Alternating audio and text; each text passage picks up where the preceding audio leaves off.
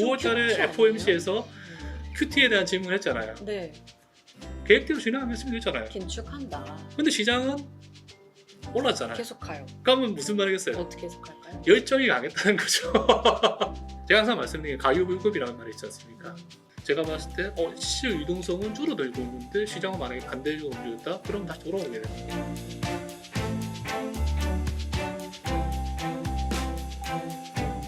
네, 안녕하세요. 빅터뷰입니다. 미국이 드디어 금리 인하 빅컷을 단행했습니다.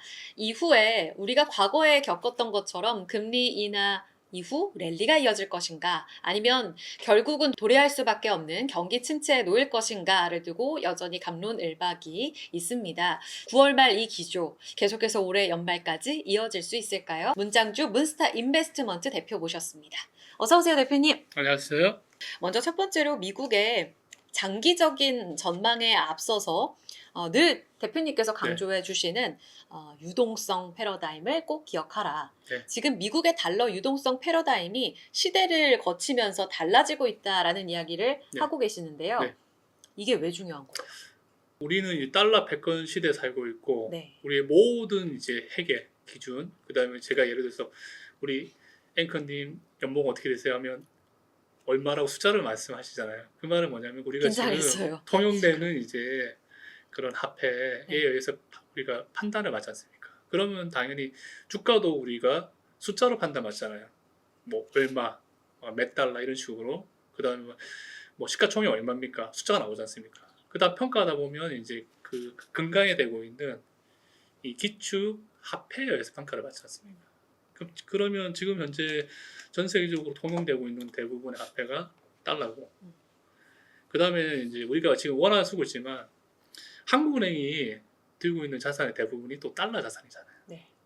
근데 그럼 우리가 달러 유동성에 대해서 잘 알고 있어야지 우리가 알 수 있고, 그 유동성이 많이 이제 증가하면 아무래도 증시가 좋다고 이야기하지 않습니까? 그리고 유동성이 좀 빠지면 아무래도 파는 사람들이 많다 보니까 가격도 떨어질 수 있잖아요. 그러면 우리가 살고 있는 시대의 그런 유동성 패러다임이 어떤지를 좀 알고 있으면 유동성에 대해서 이제 막연하게 생각하기보다는 좀 더 구체적으로 접근할 수 있다는 거죠.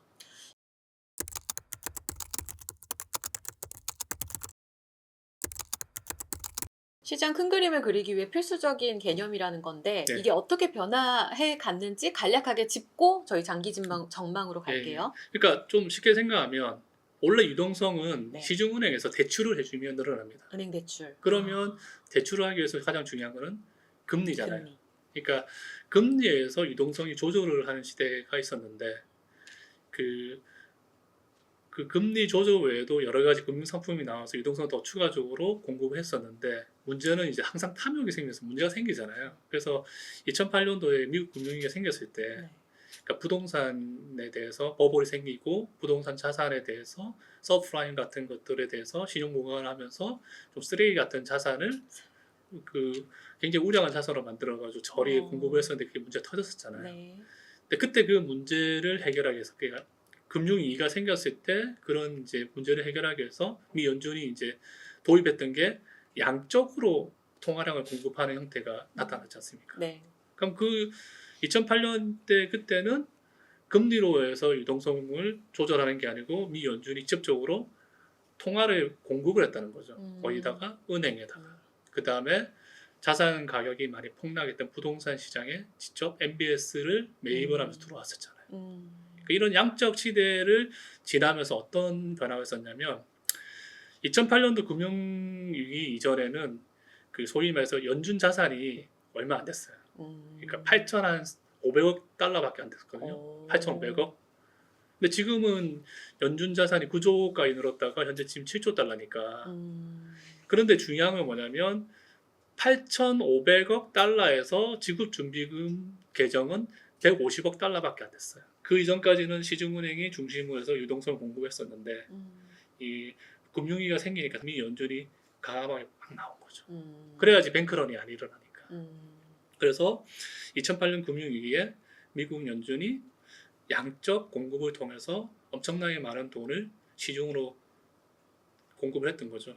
그래서 나왔던 형태가 지금 현재 연준 자산이 7조 한 1천억 정도 되거든요. 네. 근데 지급준비금 계정이 3조 2천억 달러입니다. 그러면 과거보다도 굉장히 많이 늘었네요. 비율로 한번 따져보세요. 8,500억에서 150억 달러면 한 2%가 안 되는 수준인데 7조에서 3조 2천억이면 거의 45%잖아요. 그 말은 어떤 말이에요? 그전에는 지급준비금이 늘었든 줄었든 시중에서 그 형성된 유동성을 평가하기가 쉽지가 않았는데 지금은 미국 연준이 양적 공급을 통해서 시중 유동성을 실질적으로 공급하다 보니까 우리는 뭘 통해서 할 수 있다? 지급준비금 계정이 늘어나면 유동성이 늘어나고 있다. 줄어들면 아주 줄어든다. 이렇게 좀 논리적으로 접근할 수가 있다는 거죠. 그런데 이제 또 재밌는 게 뭐냐면 네. 2020년에는 코로나가 발생을 했잖아요. 그러니까 2008년하고 2020년 이런 위기를 좀 구분해야 되는데 위기의 성격을요. 2008년은 신용위기잖아요. 네. 근데 2020년은 코로나가 우리 사회에 오면서 경제를 일시적으로 락다운을 시켰잖아요. 네. 그 말은 경제가 안 돌아간 거잖아요. 네. 그럼 실질적으로 2020년에 코로나 위기는 뭐다? 실물 경제의 위기잖아요. 실물 경제의 위기를 극복하기 위해서 미국은 어떻게 했냐면 이전에 썼던 저금 제로금리의 양적 완화를 통해서 엄청나게 유동성을 공급했고 동시에 미국 재무부가 사회 안전 프로그램에 의해서 저소득 가정에다가 엄청나게 많은 돈을 지불하고 그 다음에 기업에도 지불하고 그 다음에 정부의 보증으로 저리로 장기로 싸게 유동성을 공급했다는 거죠. 그러니까 지금 이제 새로운 유동성 패러다임이 뭐냐면 연준이 유동성 공급하는 거에 재무부까지 나서서 유동성을 공급하는 시대를 살고 있으니까 우리는 이 두 이제 큰 기관이 유동성 공급에서 어떻게 유동성이 늘어나는 것들을 판단을 해야 되잖아요. 그 역시 지급준비금을 보면 아주 정확하게 알 수 있다는 거죠. 왜냐하면 아까 말씀드린 연준은 양적 기출을 하게 되면 지급준비 늘어나잖아요. 바로. 그러면 재무부도 기본적으로 어떻게 하냐면 돈을 쓰기 위해서는 재무부 잔고에다가 돈을 쌓아둬야 되는데 네. 그 재무부 잔고가 기본적으로 연준의 부채 기정이거든요. TJ 네. 잔고인데 그러면 이제 재무부에서 그 재정 기출의 재원을 마련하기 위해서는 세금이라든가 아니면 국채를 발행해서 재원을 마련해야 되는데 그 세금이 들어오면 또 유동성 빨아들이는 거잖아요. 그리고 채권을 이제 발행하면 또 시중 유동성을 빨아들이는데 네. 여기에 또 되게 중요한 하이 테크니컬이 좀 있어요. 뭐예요? 그러니까 단기채를 조달하느냐 아니면 장기채를 조달하느냐 그런 게 있는데 네. 그 여기에 좀 한 가지 되게 중요한 게 하나 있는데 네. 그 샤워실의 바보란 말 들어보셨죠? 뜨거워서 차갑게 했다가 차가워 해서 또 다시 뜨겁게 하면 뜨거워. 경기가 안 좋아지면 어느 정도 유동성이 필요한지를 모르니까 유동성 많이 공급했다가 그게 이제 가인 유동성 때문에 부작용이 있으니까 줄였다가 이렇게 하는 과정인데 네. 그 과정을 통해서 항상 어떤 게 있냐면 로스가 발생돼요. 그 말은 뭐냐면 가인 유동성이 생기게 되는 거죠. 네. 근데 그런 문제를 해결하기 위해서 필요한 유동성보다 많은 가인 유동성이 들어가 버리면 예. 이 유동성이 돌아다니면서 필요 없는 버블을 만들 수가 있거든요. 네, 네. 근데 그거를 이제 연준이 사실은 관리를 잘했어요. 그게 뭐냐면 그게 영래포라고 보시면 돼요. 그게 그 팬데믹 이후에 과잉 자산으로 예. 영래포 규모가 늘어났다 이 말씀이신 그러니까 건가요? 그 영래포는 양적 완화를 실시했을 때부터 생겼지만은 네. 그 당시에는 그 영래포 규모가 크지 않았어요. 왜냐하면 양적 완화를 했을 때는 은행을 중심으로 돈이 돌았기 때문에 시중이 없었지만은 네. 그 코로나 이후에는 아까 말씀드린 것처럼 신용 리스크가 아니고 경제 리스크잖아요. 네. 실물 경제. 실물 경제 리스크니까 실물 경제에 돈을 지불하니까 네, 네. 필요한 양의 너무 가인 유동성이 있으시잖아요. 네. 근데 그거를 연준이 관리하지 않으면 부작용이 생길 수 있으니까 그거를 소위 말해서 연준의 금리를 주면서 시중 유동성을 빨아들여서 관리했는데 그게 영래포였다는 거죠. 영래포의 잔고가 늘어나면 시중 유동성이 축소가 되고 지급 준비금이 빠져요. 그거는 제가 이제 사실은 설명을 하고 넘어갈까 모르겠는데 지급 준비금은 연준 자산에서 부채 기정 나머지 두 가지를 뺀 거잖아요. 네. 그 영래포하고 TJ 잔고인데 TJ 잡고. 영래포 잔고 늘어나면 지급준비 떨어지지 않습니까? 그 말은 뭐냐면 영래포의 자금이 많다는 건 시중 유동성이 그 잉여 유동성이 많다는 거거든요. 근데 중요한 건 잉여 유동성은 실제적으로 뭐냐면 경제 활동에 도움이 안 주잖아요. 근데 그거를 재무부가 빨아들여서 재정 유출을 했다는 거잖아요. 네. 재정 유출한다는 거는 미래 성장 산업에 돈을 큰 뿌렸으니까 거. 미래 성장을 위해서 그 자원을 효율적으로 썼다는 거잖아요. 그런 측면이 사실 있었던 거죠. 그래서 그 2020년의 코로나 이후에 이런 그 유동성 패러다임을 이해를 하면 더욱더 뭘 봐야 된다? 지급 준비금을 보면 시중 유동성을 더 자세하게 이해를 할 수 있다는 거죠. 일단 유동성 패러다임이 연준을 통해서 많이 바뀌어왔고 그들의 역할도 많이 늘어났고 그 안에서 이제는 명확하게 숫자로 우리가 볼 수 있는 시장과의 연결고리가 깊은 지급준비금이라는 키워드를 여기서 가져가시면 될 것 같습니다.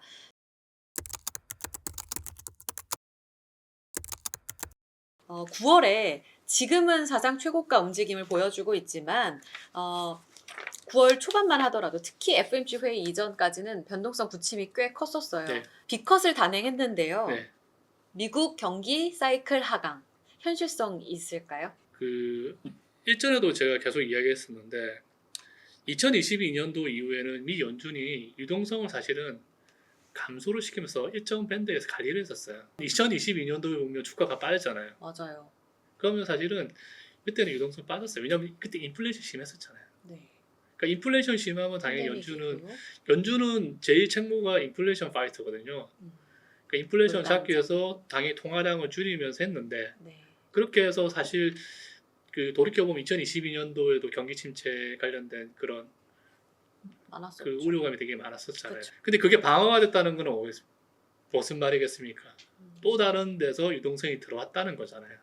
제가 항상 말하는 게 그때 들어왔던 유동성이 바로 재무부발 유동성이라는 거죠. 재무부의 역할로 방어가 됐다.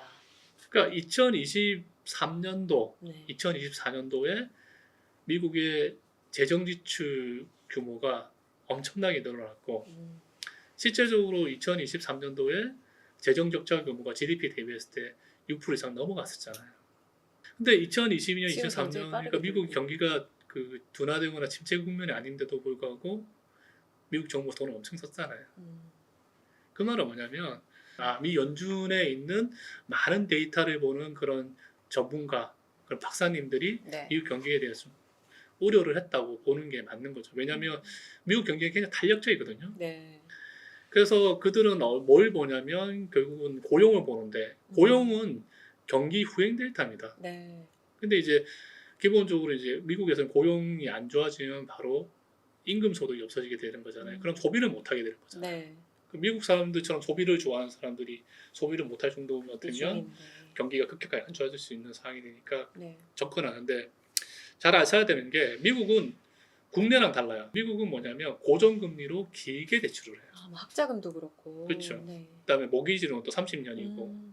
그럼 예를 들어서 2020년 저금리 시대에 만약에 내가 모기지론을 통해서 집을 산다고 하더라도 2% 미만의 금리로 내가 집을 구매를 했기 때문에 그 뒤로 금리가 아무리 5%가 올라온다고 하더라도 높은 고금리를 적용을 안 받는 거죠.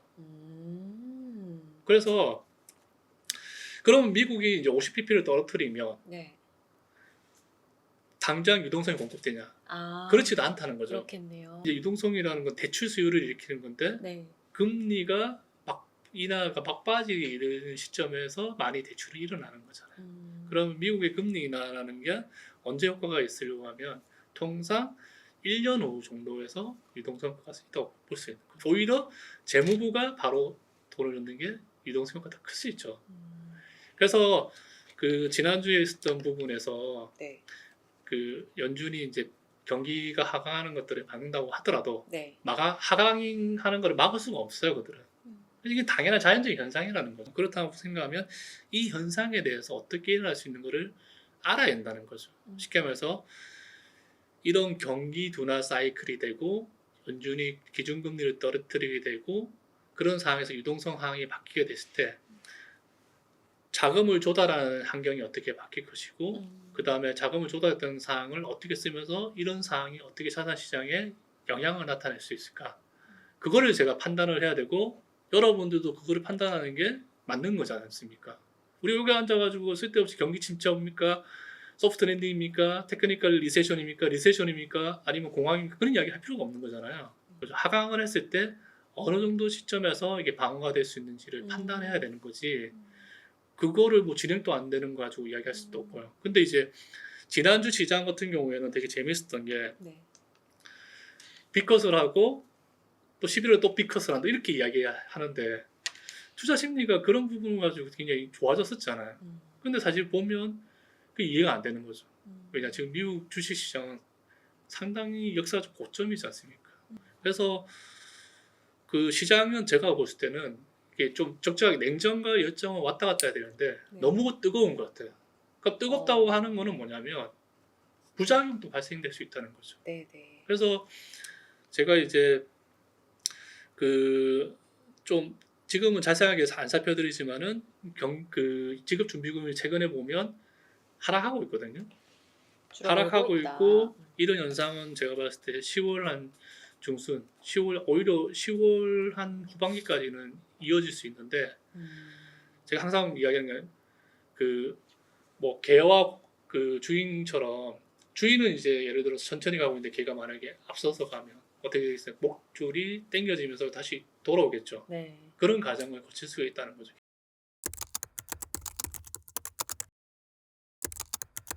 지금 같은 경기 침체, 연준이 이제 금리를 인하를 하고 이런 시점에서는 어떤 변화가 일어날 수 있는지를 알아야 더 보는 되잖아요. 게 중요하다. 그런데 우리는 그런 것들을 알 때 뭐를 봐야 되냐면 네. 금리의 그 일드 커브를 봐야 된다는 거죠. 일드 커브요. 그러니까 장단기 차이. 갭이 어떻게 돼 있는지 좀 쉽게 이해하자면 장단기 금리가 역전이 되면 경기 침체가 몇 년에 온다는 이야기 많이 들었잖아요. 네. 그러니까 이번에 보면 장단기 역전이 되고 지금 거의 3년이 되는데도 지금 경기 침체가 안 오고 있잖아요. 근데 저는 어떻게 이야기하냐면 역전됐던 장단기 금리가 다시 정상화되는 타이밍 그때가 오히려 저는 워닝을 준다는 거죠. 그럼 단기 금리랑 장기 금리가 있는데 단기 금리가 올랐다는 거는 기준 금리를 올렸다는 거잖아요. 네. 그 말은 뭐냐면 여기 그 연준 입장에서는 경기가 가야 되거나 아니면 인플레이션 때문에 기준금리를 올리면서 유동성을 제약을 해서 했다는데 이번 같은 경우는 인플레이션 리스크가 있었으니까 기준금리 많이 올랐지 않습니까? 네. 그러면서 역전이 됐잖아요. 그 다음에 장기금리는 뭐다? 기준금리를 이제 올리면서 경기를 쿨링 시키니까 장기 네. 성장이 떨어지니까. 떨어지고. 네. 근데 다시 이게 역전될 때는 어떻게 장기금리 성장률이 좋기 때문에 올라가 이게 아니잖아요. 네, 네. 이제 인플레이션도 잡혔고 그러면 경기가 죽을 것 같아. 그러면 이제 죽어가는 경기를 살리기 위해서 금리를 떨어뜨리는 정책을 하는데 금리를 떨어뜨리는 폭이나 강도는 어떻게 되겠죠? 향후의 경기 침체의 정도에 따라서 강해지겠죠. 예를 들어서 우리 2020년이나 2008년 금융위기 때 금리 제로로 가는데 몇 달 안 걸리지 않습니까? 빅컷. 그러니까 쉽게 말해서 뭐냐면 기준금리가 빨리 떨어진다는 말은 경기가 심각하다는 많이 말이잖아요. 안 좋다는 거죠. 그럼 어떻게 돼요? 주가는 어떻게 됐어요? 주가는 조정을 받죠. 조정보다도 폭락하겠죠 사실은. 우리 팬데믹 때 느꼈던 거죠. 예. 왜냐하면 경기가 안 좋으니까 경기를 급하게 살려야 된다니까 기준금리가 빨리 떨어지는 거잖아요. 네. 그러면 예를 들어서 이게 기준금리가 떨어져서 단기금리가 떨어지면서 이 금리가 이게 가팔라지는 거잖아요. 네. 그래서 가팔라지는 거를 영어로 스티프라고 하잖아요. 그러니까 그런 현상을 스티프닝이라고 하거든요. 그래서 금리 스티프닝은 뭐다? 역전됐던 그 금리가 정상화되는데 이게 오히려 어떻게 보시면 되냐면 네. 기준금리를 연준이 떨어뜨렸다는 거는 연준은 경기를 안 좋게 본다는 거잖아요. 이들이 봤을 때 어느 정도 가시권 안에 경기가 안 좋아질 수 있구나 생각을 하시면 된다는 거죠. 그래서 금리 스티프닝이 발생됐을 때 역전됐던 금리가 정상화됐을 때 오히려 경기 침체가 가시권에 들어올 수 있고 네. 저는 이제 이 금리 스티프닝이 생겼을 때 2년물하고 10년물이 정상화되는 그런 시점 그러니까 2주 전에 정상화됐었잖아요. 네. 그러면 통상 10개월 이내에 경기 침체가 와요. 내년이네요. 그리고 자 2년물보다도 3개월물이 더 기준금리 따라가잖아요. 그러면 더 단기. 10년물하고 3개월물인데 3개월하고 10년물이 다시 정상화가 되면 그때는 경기 침체 가시권이 4개월 이내 들어옵니다. 더 빨리 오는군요. 그 말은 뭐냐면 지금 이제 3개월물이 지금 4.67 정도 되거든요. 전요. 지금 10년물은 3.6, 3.7 정도 되잖아요. 네. 근데 기준금리 이제 다시 50bp 삐끗합니다. 생각해 보십시오. 그러면 또 4% 초반인데, 예. 근데 이제 또 이후에 금리 인하할 거라 생각하면 이 단기 금리도 시장의 떨어지겠죠. 영향으로 선반영을 받을 거잖아요. 예. 그래서 사실 저번 주에 50bp 삐끗했다는 거는 네.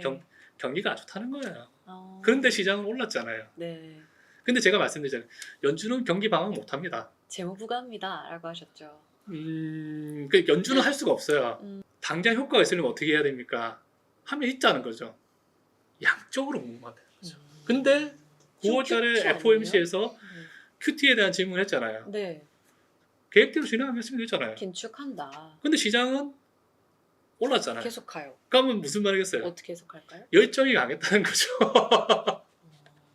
그래서 이제 여기 단기표를 말하는 데가 아니기 때문에 네. 제가 항상 말씀드린 게 가유불급이라는 말이 있지 않습니까? 음. 제가 봤을 때 시장 유동성은 줄어들고 있는데 시장은 만약에 반대적으로 움직였다? 그럼 다시 돌아오게 되는 거죠. 근데 이게 이제 제가 말씀을 드리는 거고, 그래서 이제 제가 이 금리 스티프닝에서 말씀드린 게 뭐냐면, 제가 이 말의 말미에서도 미국의 경기에 대한 둔화가 아니고 경제 성장을 이루어갈 때 가장 중요한 핵심은 뭐다? 지금은 재무부발 유동성 공급이라고 했잖아요. 네. 그러면 재무부가 유동성을 공부를 하려면 재무부가 재정 지출을 할 수 있는 재원이 필요한데, 네. 미국이 세금이 많은 것도 아니고 국채를 통해 조달을 하잖아요. 네. 그러면 지금까지는 미국이 단기 국채를 통해서 미국의 잉여 유동성을 빨아들였습니다. 또 아까 좀 말씀드리면 2022년도 초에 역내포 규모가 2조 이상 있었잖아요. 그러니까 미국에 보면 잉여 유동성 2조 달러 이상 있었는데 그거를 미 재무부가 단기 국채를 발행하면서 TGA 잔고로 들어왔고, TGA 잔고에 들어온 돈을 미국이 어디다 썼냐면 미래 성장 엔진이라고 할 수 있는 AI, 빅테크, 반도체, 그 다음에 인프라 이런 데 쓴 거죠. 미국 내 잉여 유동성을 미국 정부가 단기 채권 발행을 통해 가지고 재정 지출을 써왔는데, 네. 그 역내포 이제 잔고가 이제 3천억 미만으로 떨어졌어요. 네. 그 말은 뭐냐면 역내포 잔고가 이제 그 소진되고, 그러니까 미국 내의 자원은 어떻게 되는 거예요? 잉여 유동성은 없어지는 줄어든 거잖아요. 것. 전반적으로 지금까지 미국의 자원을 효율적으로 재배치를 해버리게 된 거죠.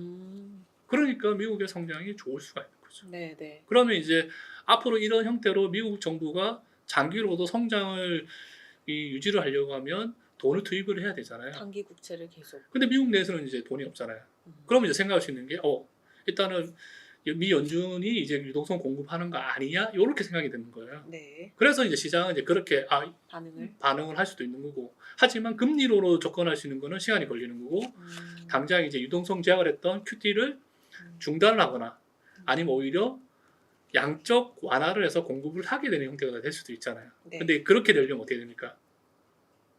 미국이 경기가 안 좋은 상태로 침체로 명분을 가야 얻어야 돼요.